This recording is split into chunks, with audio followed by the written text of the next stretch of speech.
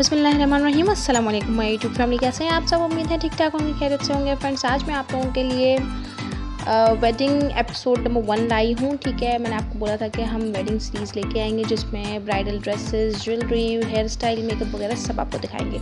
तो आज हमारी उस सीज़न की पहली वीडियो है, ठीक है, सीरीज़ की।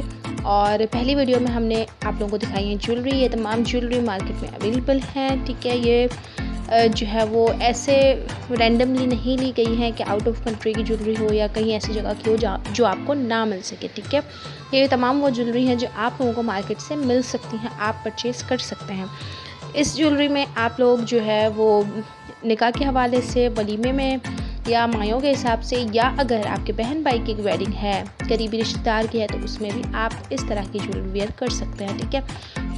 क्योंकि आजकल इतना वो डिस्टेंस नहीं रहा कि हम जो है ना ब्राइडल ज्वेलरी में और जो है ना फैमिली मेम्बर्स की ज्वेलरी में इतना वो डिफरेंस नहीं होता है, वो भी हैवी ही होती है तकरीबन।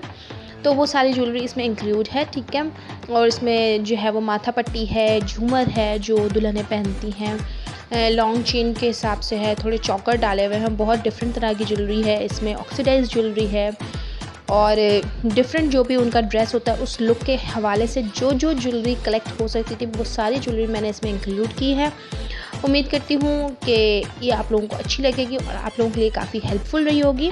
जो भी आजकल ट्रेंड में चल रहा है वो तमाम इसमें ट्रेंड्स डाले हुए हैं, ठीक है। ज्वेलरी के जो भी हवाले से जरकुन है, कुंदन है, नग है, क्रिस्टल्स है और मोतियों का, पर्ल का सीक्वेंस वर्क जो भी किया हुआ होता है वो सारी ज्वेलरी इसमें डली हुई है। चौकर्स आजकल बहुत चल रहे हैं, ठीक है।